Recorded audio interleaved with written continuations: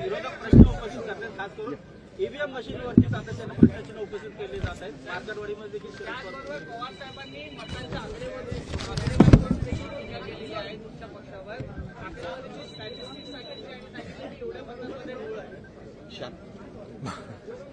खरं म्हणजे यापूर्वीच झारखंडमध्ये पण देखील मतदान झालं, कर्नाटकमध्ये झालं, लोकसभेत झालं, आता प्रियांका गांधी देखील जिंकल्यात. म्हणजे जेव्हा आपण हरतो तेव्हा ईव्हीएम घोटाळा म्हणायचं आणि जेव्हा आपण जिंकतो तेव्हा मग ईव्हीएमची ऐवजी बॅलेट पेपरची मागणी कुणी करत नाही. हे खरं म्हणजे दुटप्पीपणा आहे. हे खरं म्हणजे विरोधी पक्षाकडे कुठलाही आता मुद्दा राहिलेला नाही आणि विरोधी पक्षाला या महाराष्ट्रातल्या जनतेने, मी म्हणालो होतो की विरोधी पक्षाला या महाराष्ट्रातली जनता चारी मुंड्या चित करेल. आमच्या लाडक्या बहिणी, लाडके भाऊ, लाडके शेतकरी, लाडके ज्येष्ठ सर्व घटकांनी या राज्यातल्या विरोधी पक्षाला त्यांची जागा दाखवली. कारण घरी बसणाऱ्यांना लोक मतदान करत नाहीत, काम करणाऱ्यांना, फील्डवर उतरून काम करणाऱ्यांना लोक मतदान करतात. हे या निवडणुकीने दाखवून दिलेलं आहे. लोकसभेची आकडेवारी आपण जर पाहिली तर महायुतीला 2,48,12,627 मतं आहेत. म्हणजे 43.55% मतदान झालं आणि आम्हाला जागा मिळाल्या 17 आणि महाविकास आघाडीला 2,50,00,000 म्हणजे 2 लाखाचा फरक आहे आणि त्यांना मिळाली मतं. आम्हाला मिळाली 43.55% आणि महाविकास आघाडीला 43.71%. म्हणजे पॉईंट 15-16चा फरक आहे आणि या पॉईंटमुळे आम्हाला जागा मिळाल्या 17 आणि महाविकास आघाडीला जागा मिळाल्या 31. मग हा ईव्हीएम घोटाळा झाला का म्हणायचा? मग तेव्हा त्यांनी कुठलाही ईव्हीएमच्या बद्दल आक्षेप घेतला नाही आणि त्यामुळे आज काल मी आदरणीय पवार साहेबांचं देखील ऐकत होतो.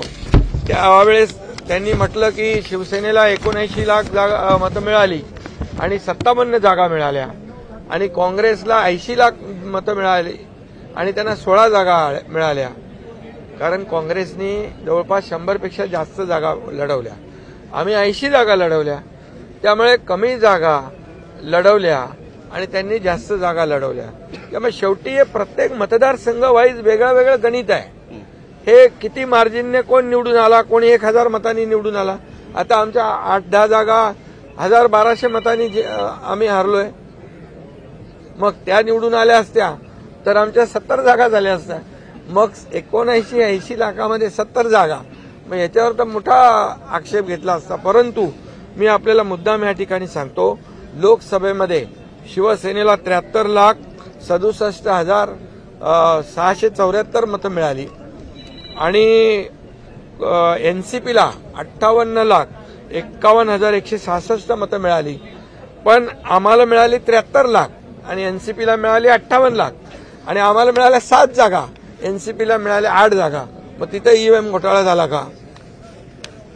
हा देखील माझा सवाल आहे. त्यामुळे एवढंच मी या ठिकाणी सांगतो की ईव्हीएम वर आक्षेप घेणं, मग तुम्ही जेव्हा तुम्हाला विजय मिळतो, तुम्हाला जेव्हा जागा जास्त मिळतात त्यावेळेस ईव्हीएम चांगला असतो आणि जिथं जेव्हा पराभव होतो तेव्हा ईव्हीएम खराब असतो. असं या एक फक्त ईव्हीएमवरच नाही आहे, पण सुप्रीम कोर्टापासून निवडणूक आयोगापर्यंत प्रत्येक वेळेला विरोधी पक्षाने जेव्हा जेव्हा त्यांच्या बाजूचा निकाल लागला तेव्हा तेव्हा त्यांना चांगलं म्हटलं. ही यंत्रणा चांगली आहे, सुप्रीम कोर्ट, हायकोर्ट चांगलं आहे. आणि जेव्हा जेव्हा त्यांच्या विरोधामध्ये निकाल लागला तेव्हा सुप्रीम कोर्टावर देखील आक्षेप घेतला यांनी, सुप्रीम कोर्टावर देखील आरोप केले. खरं म्हणजे हे लोकशाहीला घातक आहे. आणि या महाराष्ट्रामध्ये आता लोकशाही मार्गाने झालेल्या निवडणुका ज्या आहेत, या सर्व जनतेने गेल्या 2.5 वर्षाचं जे आमचं काम महायुतीचं हे पाहिलं. आणि मी पुन्हा पुन्हा सांगण्याची गरज नाही की 2.5 वर्षामध्ये महाविकास आघाडीने बंद पाडलेले प्रकल्प मी, देवेंद्रजी, अजित पवार यांनी आम्ही एवढ्या वेगाने पुढे नेले.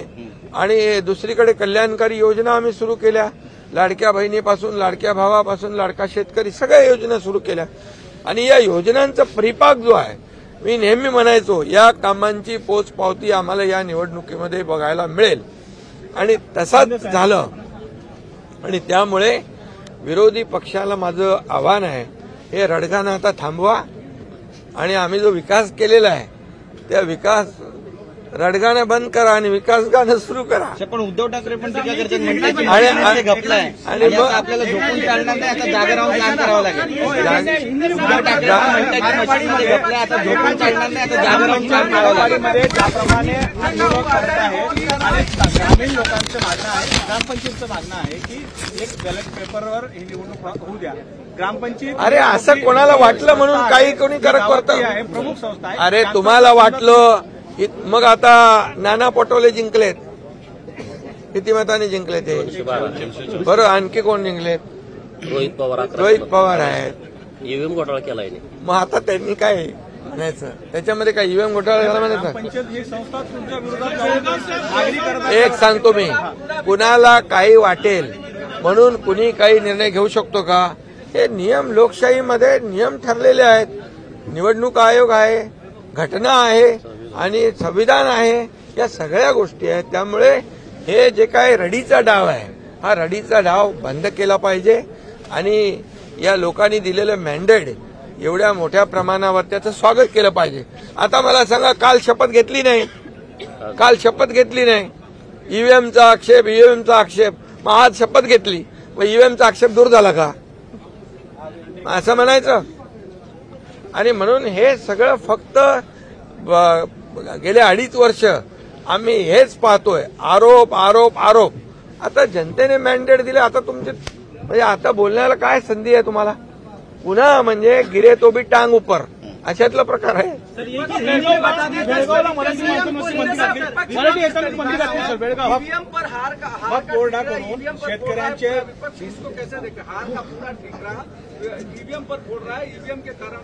मैं इतना ही कहूंगा, विपक्ष को ये जो महाराष्ट्र की जनता ने क्लियर मैंडेट दिया है उसका स्वागत करना चाहिए.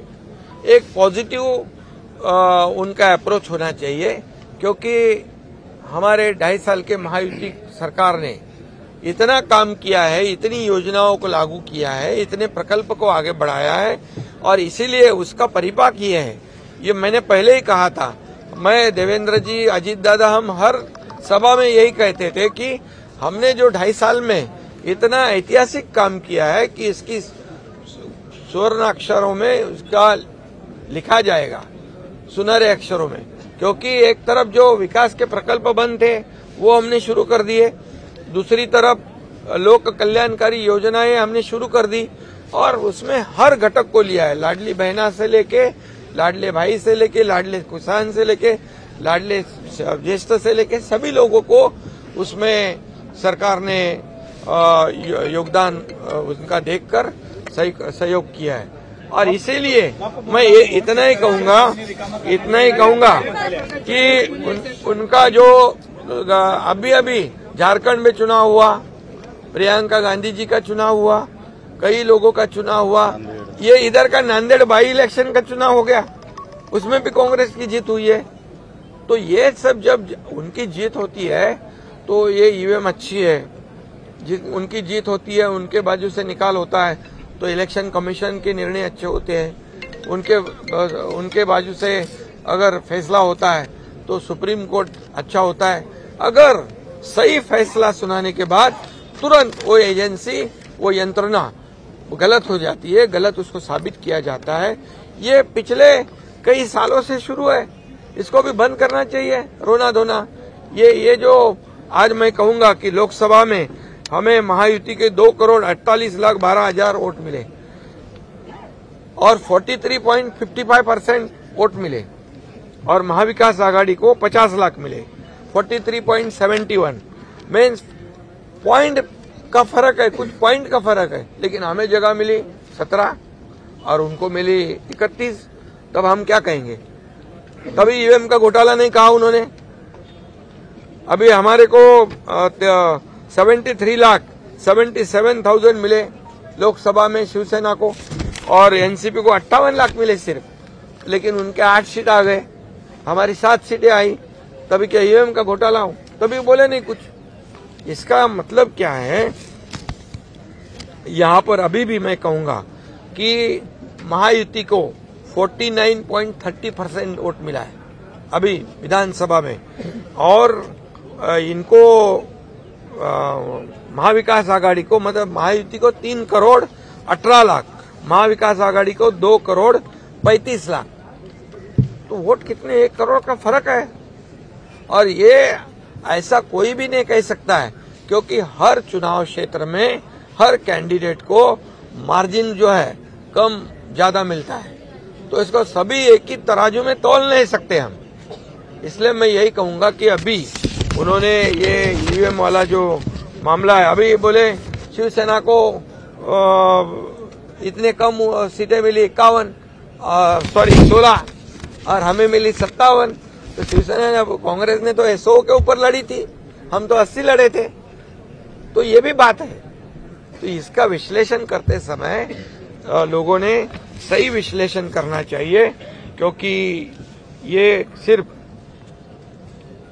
अभी नासिक में मालेगांव में 1,98,869 चुनाव वोट मिले लोकसभा में और अभी विधानसभा में 7,527। उधर बीजेपी का कैंडिडेट नहीं। फिर ये क्या, किसने हैक कर दी मशीन? ये सब चुनाव हारने के बाद ये ऐसे बात करना उचित नहीं है। इससे लोगों के दिशाभूल करने का काम जो है वो कर रहे हैं। अभी वो कोई किधर, किसी को लगता है बैलेट में चुनाव ले लो, किसी को लगता है ईवीएम में ले लो। ऐसा नहीं होता है ना। ये संविधान की बात है। ये सभी जो काम निर्णय है वो नियम के अनुसार होते हैं। और इसलिए मैं इतना ही कहूंगा कि ये चुनाव हमने महायुति सरकार ने जीता है, ये काम के बलबूते पे जीता है और लोगों ने जो मैंडेट दिया है, ये मैंडेट को वो विपक्ष ने स्वागत करना चाहिए और साथ देना चाहिए इस राज्य के विकास के लिए। अभी उन्होंने कल शपथ नहीं ली थी, बोले ईवीएम का घोटाला है, तो अभी आज शपथ ले ली, तो क्या ईवीएम का घोटाला के आक्षेप खत्म हो गया? एकनाथ जी महायुतीचं सरकार जे आहे, महायुतीचं सरकार आहे हे शेतकऱ्यांचं सरकार आहे असं तुम्ही म्हणून महायुतीचं सरकार आहे असं म्हणून तुम्ही पुढे आले आहे। आता मात्र वक्फ बोर्डाकडून शेतकऱ्यांचे जमीन रिकामा करण्याचा आदेश देण्यात आले आहे। ये गांव हमारे हैं और इसको खाली कर दो। देखिए, नियम बाह्य कुठलंही काम होणार नाही। हे सरकार नियमाने चालणार आहे, लोकशाही मार्गाने चालणार आहे, संविधानाच्या मार्गाने चालणार आहे। त्यामुळे कुठेही कुणावरही अन्याय होणार नाही।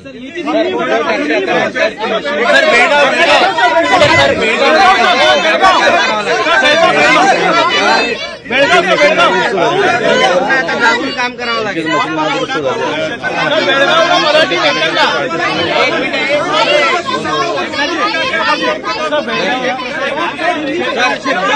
म्हणतात मशीनमध्ये घपलाय, आता झोपून नाही, आता जागून काम। अरे बाबा, डोळ्यात तेल घालून काम करू दे, चांगलं आहे, काम केलंच पाहिजे।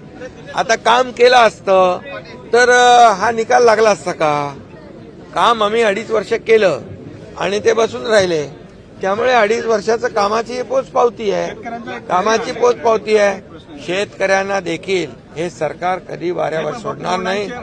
आणि मी आपल्याला सांगितलं अगोदर, कुठलंही नियमबाह्य काम होणार नाही।